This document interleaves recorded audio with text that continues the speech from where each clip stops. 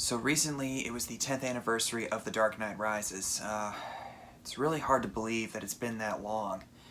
I can still remember it in some ways like it was yesterday when I saw it in IMAX on opening day. My mom and I were in the third row in the front section of the theater, sitting like this, with our necks like really cranked up pretty good.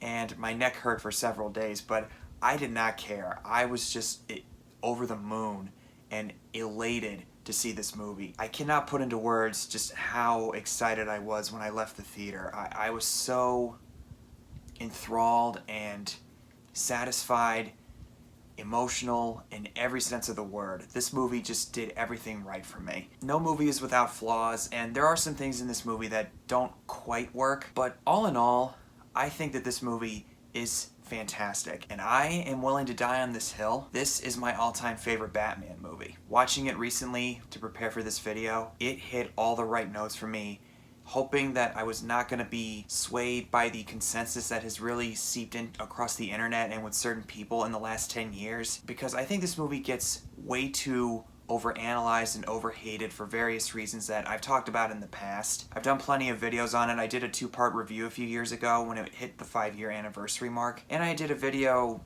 I believe it was early 2020, where I addressed some of the common criticisms I've heard about it, and I'm not going to repeat some of those things because I more or less feel the same way as I did back then. And do I think that this is better than The Dark Knight?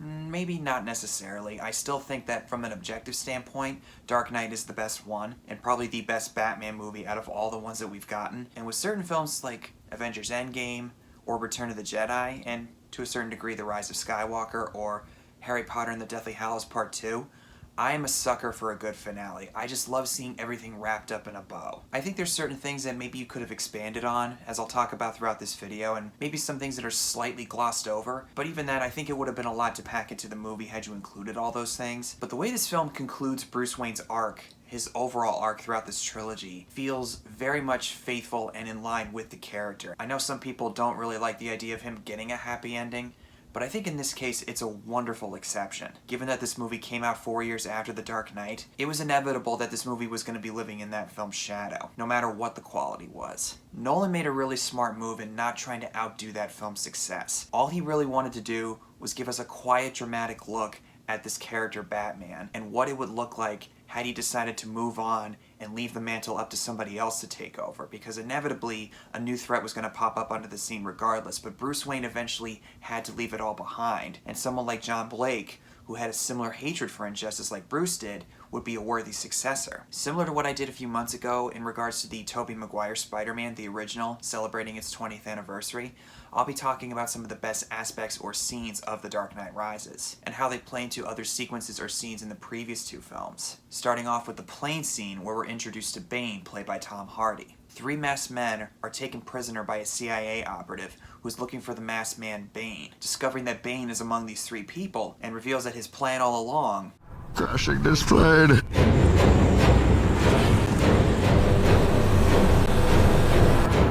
with no survivors. Similar to The Dark Knight's opening sequence with the bank heist, we learn everything we need to know about Bane and what kind of a villain we're dealing with. Bane has been portrayed in various comics and cartoons as very menacing and intelligent and calculating, and the last time we saw him in a feature film was Batman and Robin. We'd all like to forget about that, I'm sure. You won't have to wear a gimp mask, will you? Well, you know, only if I feel like it. Yeah. You could lie again. I've never worn a gimp. Get one free. Can you imagine if Tom Hardy wore something like that? Considering that he acts with something in front of his face, I would not be shocked if he did one of these days. But seeing Tom Hardy as Bane is a breath of fresh air. He's intelligent, intimidating, and he is crazy evil. All the henchmen serving under him either respect him or are terrified of him. When he tells one of his men to stand behind so that way that he can cover his tracks, he obeys him without question. And I think that's a really important thing to note, because I've heard other people talk about how he was demoted after Talia revealed herself as the true villain of the movie, but he basically was going to kill Batman anyway, even after she told him not to. Puts a shotgun in Batman's face ready to pull the trigger. If that doesn't tell you something, I don't know what will. Calm down, Doctor. Now's not the time for fear. That comes later. If I didn't do that once in this video, I'd be disappointed with myself. And from a technical standpoint, this scene is enthralling. From what I've seen of behind the scenes footage, Nolan filmed a lot of this sequence in camera from a helicopter with two planes flying over top of each other, these paratrooper guys landing on the sides of the plane firing their machine guns through the windows, Hans Zimmer's musical score revving up as the sequence goes on, getting more and more intense, and we hear the Bane chant, the Deshi Deshi Basara Basara. If there is any CGI, I'd be really shocked, because either way, this makes you feel like you're actually in the plane itself, hanging in midair, some 1,000 feet above the ground. Nolan is a director who really wants to make the audience feel like they're in the moment. It's a very intense and visceral sequence in its own way, not from a violent standpoint, that I don't really think gets enough credit from what I can tell. It's not quite as exciting as the bank heist scene in The Dark Knight. I'm gonna try not to compare and contrast because each film is very different from each other and they have their own set of goals. But in the case of this scene was enthralling to see in IMAX, and even today when the bullets start flying, my jaw drops. Third time I saw this when I took my dad with me, he said that this was his favorite scene in the movie. And just a little side note, I'm probably gonna upset some people here, but I much prefer Tom Hardy as Bane than I do him as Venom. What?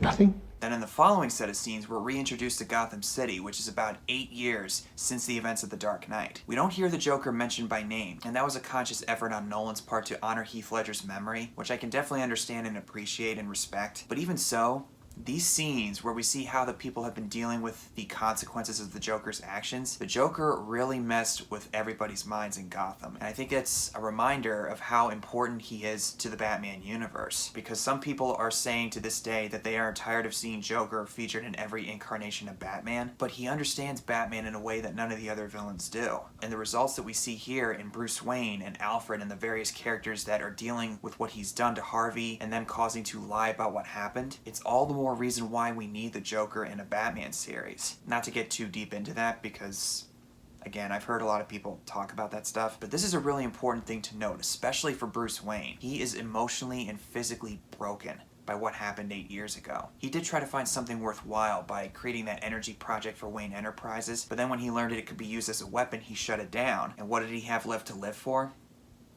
Nothing. Rachel was gone. His parents were gone.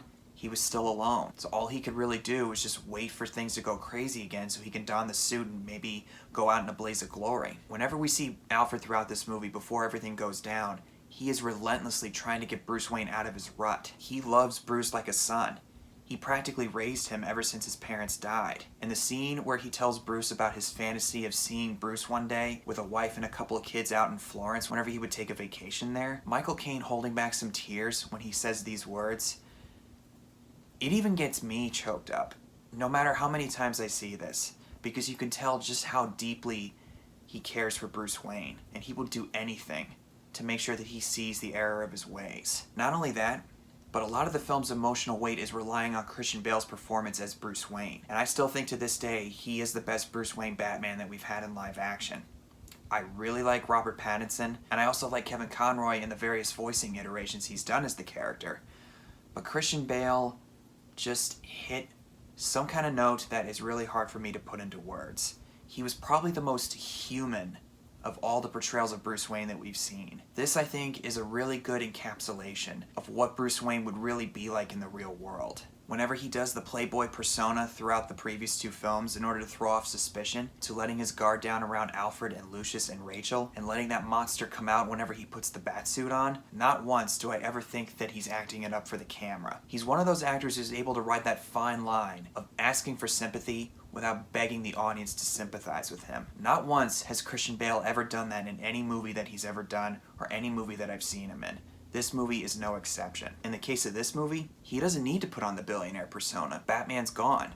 He has no reason to throw off suspicion. But when we first see him, when he first meets Selina Kyle, the pain is so clear in his eyes that he's really able to communicate to the audience what he's been going through all this time without saying a single word. When I first saw this back in 2012, the heartbreaking look that he has, it absolutely crushed me. And he continues to do so throughout the film, like when Alfred says goodbye to Bruce in a final stand to make him stop being Batman, him realizing that his desire to kill himself didn't amount to anything, and that he has to find a way to get out of that pit and save his city. And when he finally confesses his fear to that prison doctor, that's when he's really able to rise out of that dark pit that he's been stuck in for so long. We've had some good Batman movies, we've had some exceptional Batman movies, but this is the quintessential Bruce Wayne movie in my estimation. Similar to Spider-Man 2 with Tobey Maguire, giving us a really good look at Peter Parker, this is the first movie that I think we got a really truly deep look at Bruce Wayne's psyche and understanding his mindset after everything that he's done, all the sacrifices he's made.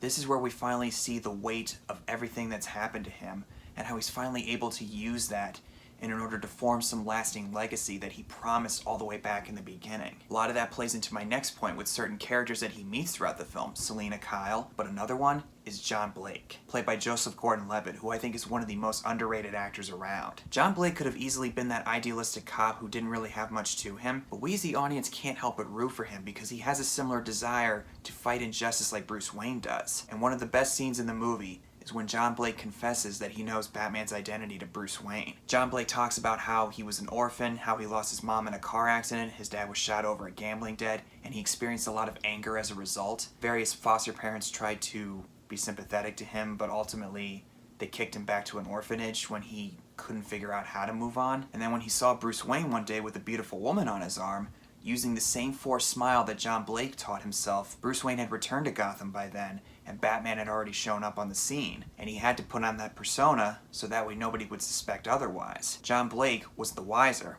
being able to figure out that Batman would need all kinds of money and resources in order to use the tech that he was using to fight crime. Right.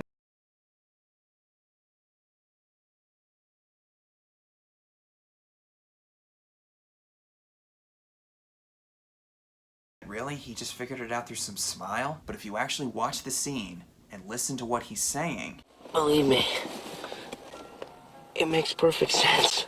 The old saying goes, it takes one to know one. Other people have said this, but John Blake, I would say, is a combination of all three Robins from the Batman comics. Dick Grayson was an orphan and a cop at one point in the comics too. I could be wrong, but some of you would probably politely please correct me in the comments if you would. John Blake was an orphan as well, and a cop in this movie. Jason Todd, the second Robin, was a very troubled young man who had a very intense anger problem, just like John Blake did when he lost his parents. Tim Drake, the third Robin, was able to figure out Batman and Robin's identities ever since he started following them the night that the Flying Graysons were killed at the circus, just like John Blake does with Batman.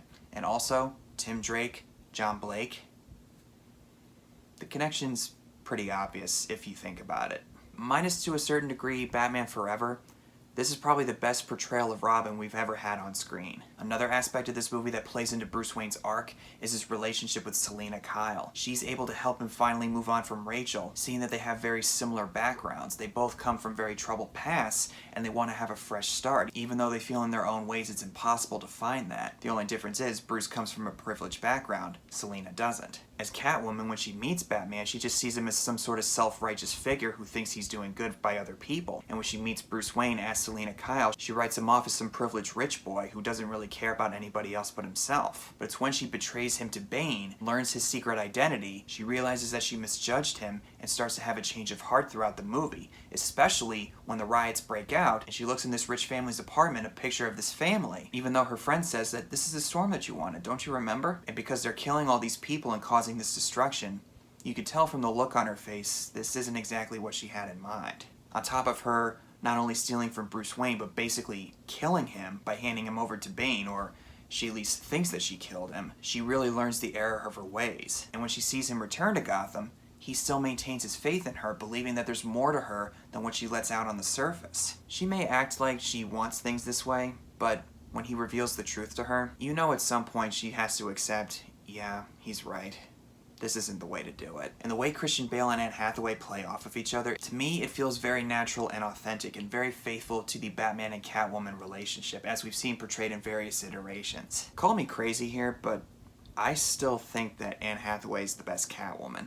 I know, that's considered blasphemy by some people because others would say Michelle Pfeiffer's their favorite Catwoman or Zoe Kravitz might be their favorite, and that's all well and good, but for me it's still Anne Hathaway. And her portrayal, I think, is very much in vein of what Bruce Wayne says in this one movie, Batman Mystery of the Batwoman, where he and Alfred are trying to figure out this identity of the Batwoman, and Alfred suspects maybe it's Catwoman, and he says, no, even Selena Kyle has more regard for human life. And that's something I think is somewhere underneath the surface of the character in the various iterations, and it shows up in various ways. In this case, I think it's pretty obvious. I can still remember all the backlash that came out when they announced that Anne Hathaway was going to be Catwoman. I myself wasn't really sure, but at the same time I thought, well, who knows, maybe she could pull it off. And when she shows up as a maid in the movie for the first time, before she reveals her true nature, I remember thinking to myself, okay, am I gonna buy this? And then when she lets her guard down and kicks the cane away from Bruce Wayne, I thought any and all doubts I had are now gone. And she gives the movie that cheeky humor that it really needs, like when she steals Bruce Wayne's car, and even when she disappears on Batman, which is a nice contrast of the disappearing act that he usually does to other people. So that's what that feels like. I absolutely love that line. I can't help it. As for Bruce Wayne's redemption, the next best scene is when he climbs out of the prison pit. You could argue that it's not realistic for Batman's back to heal that quickly over a certain period of time, and this movie does noticeably brush over a few months in time, but I think that Nolan made a smart move in not focusing too much on it, and even though I would have liked a few more scenes to maybe go more in depth with it, I think that we get just enough of it and a good idea of what Bruce Wayne's actually going through, and we don't necessarily need to see an extended version of what's going on in Bruce's head. They keep it to the point without over-explaining everything. Batman Begins, it was different because we never really knew what was going on in Bruce's head when he was trying to figure out how to be Batman. In this case, he's already gone through the training, but he has to learn how to let go of his fear, or admit his fear, and finally pull himself out of that dark pit that he's been in for so long. And what do I mean by that? Back in Batman Begins, when he falls into that well and is attacked by the bats, his father comes in and pulls him out of the well. And at the end of that movie, he's hammering all these wooden pieces over the well. And this prison pit that he's now stuck in, it's very symbolic in a way of the well that he fell into when he was a child. He tries to climb out various times as well as other prisoners. None of the attempts work. And as the prison doctor says, as long as you have that rope tied to you, you're not going to make it to that ledge. Bruce has been stuck in this pit his entire life. Now he has to figure out how does he pull himself out without anybody there to help him. After his vision with Ra's al Ghul telling him that Gotham is now beyond saving, he decides that his desire to go out in a blaze of glory didn't do any good. So he wants to live and move on with his life, but in order to do that, he has to do one last act as the Dark Knight. The first time he does it, he uses the rope. The second time we see him do it, he's angry and rageful when he sees what's going on with the Special Forces team being killed. And then when he finally admits his fear to that doctor, now he has a more clear mindset of what to do, and with a dead set determination, he now has everything he needs in order to get out of there. This whole sequence, the music starts revving up faster and faster and faster, and the Bane chant, the Deshi Deshi Basara Basara, starts queuing up. And throughout the film, we think it's for Bane because it does play whenever Bane's around, because everyone believes that he climbed out of the pit when he really didn't, but that's another story. But it's really for Bruce Wayne. As it translates, he shall rise, rise, rise. Climbing up the wall of the pit, just like Spider-Man, getting to that first ledge, the bats coming out, the chanting going faster and faster and faster, and the music going faster and faster. And then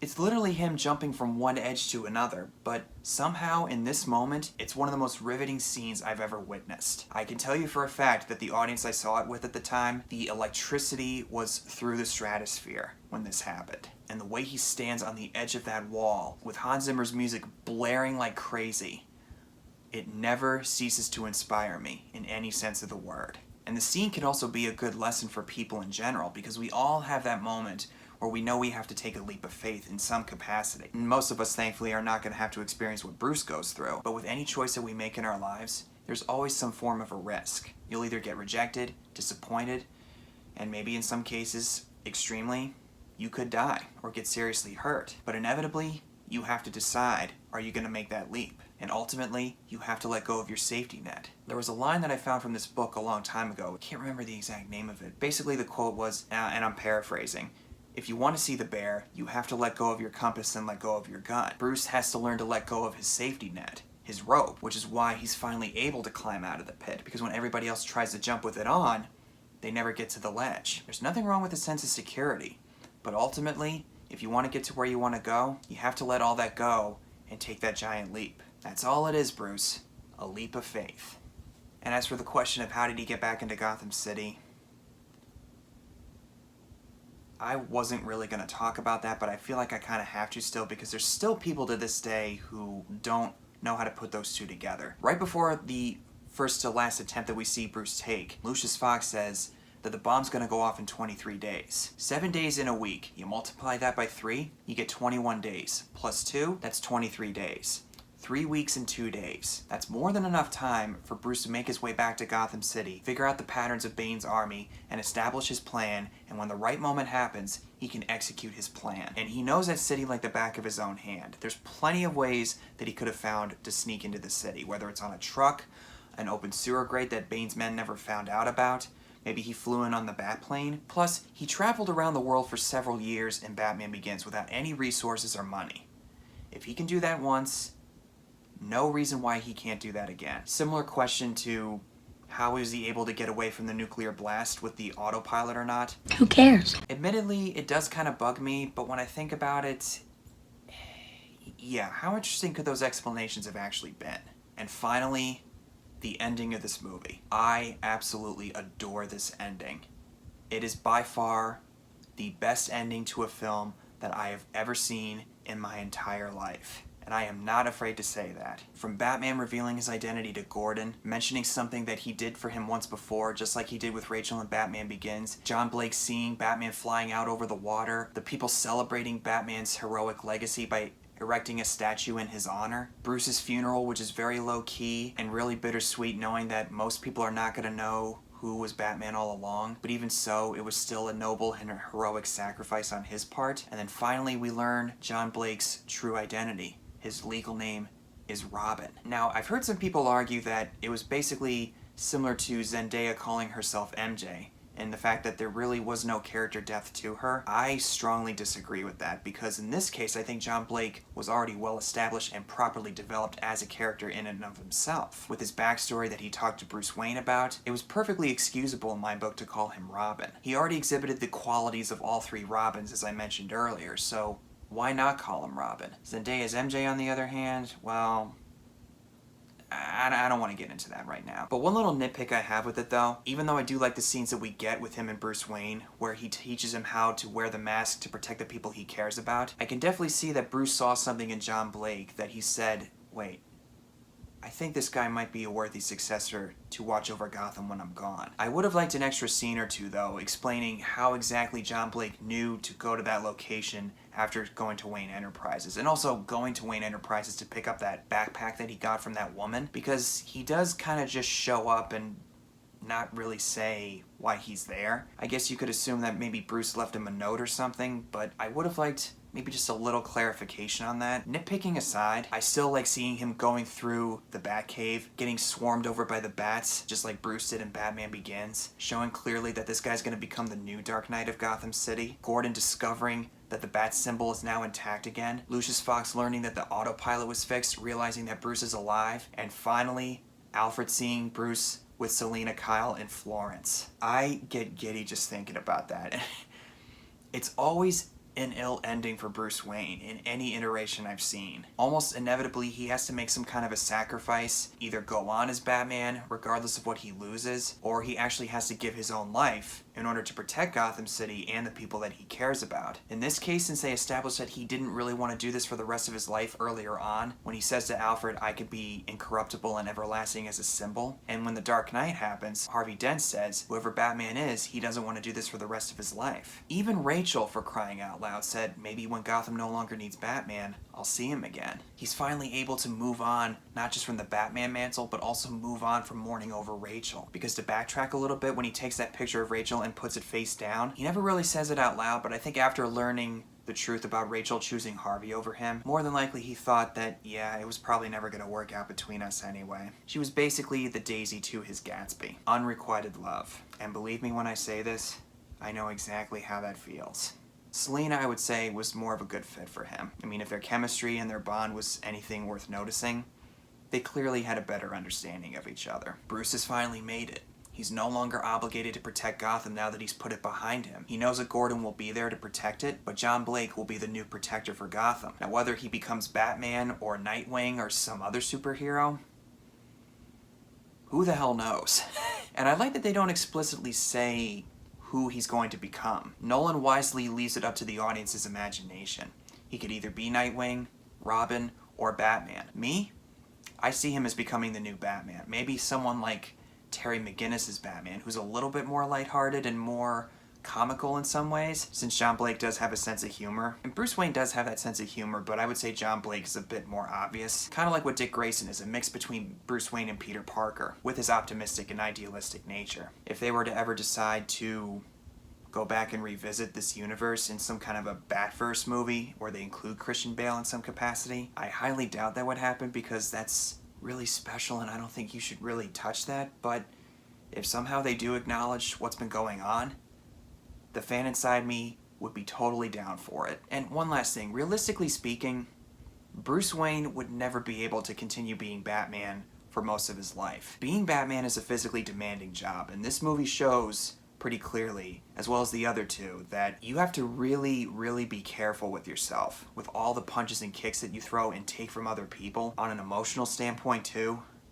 it can really, really screw you up. Comics, it's one thing, and a heightened reality like Batman v Superman, that's another thing entirely. But in the case of these movies, with it being mostly real and grounded, with some heightened reality elements to it, Bruce Wayne is about 40 years old at this point. Odds are he's probably not going to last too long in the Batsuit. I mean, if he were to be 55 or 60 at some point in this trilogy, then you're pushing your luck. At some point, he was going to have to give it up anyway. There's a lot more I could talk about with this movie, like the scenes between Bruce and Lucius Fox. The scenes with Morgan Freeman and Christian Bale are some of the best highlights of the trilogy. Seeing Hangman from Top Gun getting smacked in the face by Bane at the stock exchange. The scene where Batman comes back and the cop shoots his electric gun and Batman just gives him that glare. Bane tickling John Daggett to death.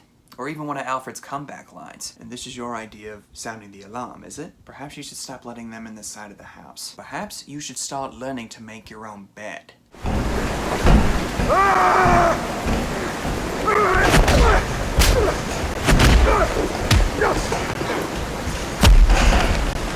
I'm sure I'll find some excuse to mention all that stuff in a future video, somewhere down the line, like a commentary or a podcast. But all in all, The Dark Knight Rises is still my favorite Batman movie to this day, and I think is extremely and severely underrated and underappreciated. It's been 10 years since its release, and we've all had time to process it and think about it. If you're wondering whether or not you should give it a watch, I'd say give it another try. You might actually be surprised. And if you don't like this movie, I totally understand. I'm not saying that you have to change your opinion just because I express my own. But the hatred for this movie, I think, is really just overblown and exaggerated to extreme proportions.